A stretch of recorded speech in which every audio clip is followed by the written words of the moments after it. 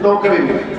हमारी जहाँ पोस्टिंग हुई वहाँ के प्रभारी मंत्री, वहाँ के स्थानीय मंत्री भी धनसुख भाई पटेल हुआ करते थे, वो भी पटेल समाज से आते थे। उसके बाद जब हम डीएम बने, मेहसाना के डीएम बने, तो हमारे जिले के प्रभारी मंत्री भी माननीय पटेल जी थे, जो बाद में गुजरात के उप मुख्यमंत्री बने। वहाँ से कई मंत्री मुख्यमंत्री होकर, और हमारे माननीय मोदी जी ने जब हमको अपने कार्यालय में लिया, उस समय भी श्रीमती आनंदीबेन पटेल जी हमारा जो है मार्गदर्शन करती थी, वरिष्ठ मंत्री थी। और जब हम राजनीति में आए, संयोग देखिए तो उत्तर प्रदेश का गवर्नर बन के आनंदीबेन पटेल जी आ गई थी। यहाँ भी हमारा स्वागत मिलना जो है पटेल से हुआ।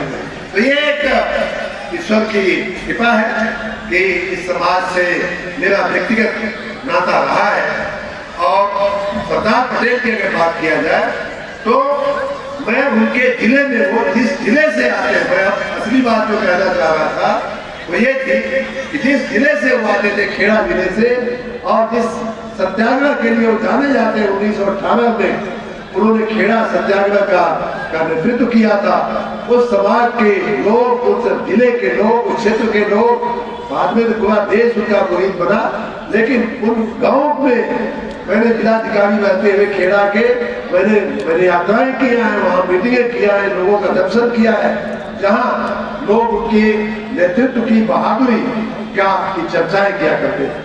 और मैंने सुबह भी अपने भाषण में कहा था कि मैं ऐसे कई गाँवों में मित्र हो गया हूँ कि सरदार पटेल ने जब आंदोलन खेड़ा सत्याग्रह शुरू किया, उस समय अंग्रेज जो है कितनी अत्याचार लोगों के ऊपर करते थे, कितनी यातनाएं देते थे। और लोग हमको बताते थे कि डीएम साहब, ये जो है पीपल का या वट वृक्ष है, ये आम का पेड़ है, इस पेड़ से अंग्रेजों ने 3 आदमी को लटका करके फांसी दिया था, इस पेड़ से 2 आदमी को लटका करके फांसी दिया था, इस पार्क में, इस जगह पे 3 आदमी को गोली मारी गई थी।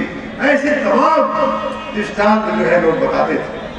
और इनके पैतृक निवास का भी हमें दर्शन करने का सौभाग्य मिला है। वहाँ भी हम गए हैं करमसद में, वहाँ भी उस जिले का आनंद जिला विभाजित होकर के खेड़ा बन गया था, वहाँ भी हम गए हैं। और कितना सामान्य सा सादा जीवन, उच्च विचार वाला परिवार, उच्च विचार वाला संस्कार, बैरिस्टर पढ़ के विदेश से पढ़ाई करके आए थे, फिर भी कितना सिंपल सा उनका, भारत के गृह मंत्री के रूप में आपने अभी फोटो में देखा होगा, सामान्य सा पहनावा, सामान्य सी चप्पल, सामान्य सा कुर्ता, सामान्य सी धोती पहनने वाला व्यक्तित्व, ऐसा विलक्षण व्यक्तित्व जिसने स्वतंत्रता संग्राम का सफल नेतृत्व करते हुए हमको और आपको अंग्रेजों के हाथों से आजादी दिलाई थी, मुक्ति दिलाई थी। उसके बाद का जो भारत बना, उसमें अगर वो नहीं होते तो सच मानिए उस समय की जो सरकार थी और उस समय की जो सरकार की सोच थी,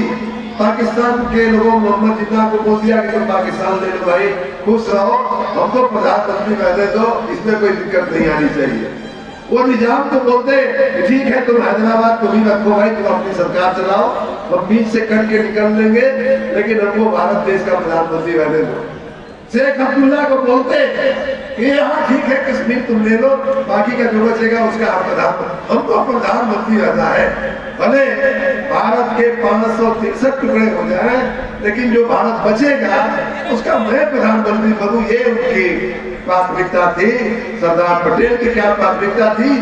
सरदार पटेल की प्राथमिकता ये थी कि नहीं, हमारा राष्ट्र जो है वो अखंड राष्ट्र रहा है, कश्मीर से कन्याकुमारी तक हमारा अखंड शासन रहा है। और बल्कि बाद का स्वतंत्रता के बाद का भारत तो छोटा हुआ है, हमारी सीमाएं अफगानिस्तान के उस पार जाती थी, जो आर्यावर्त कहा जाता था, भारत खंड कहा जाता था, वो जो है बहुत ही इसका कई गुना उसकी भौगोलिक सीमाएं थी।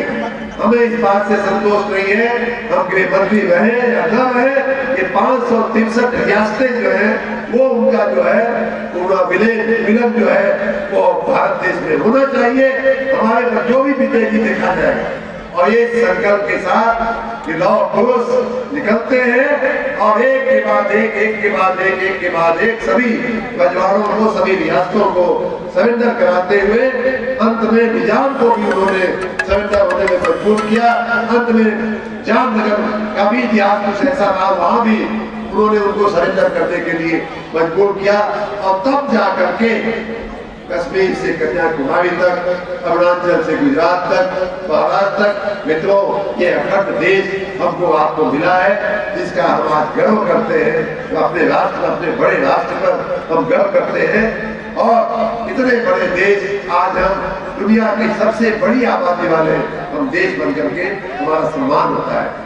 आज हम हमारे माननीय नरेंद्र मोदी जी के नेतृत्व में हमारी चौथी अर्थव्यवस्था के रूप में दुनिया की हमारा सम्मान होता है।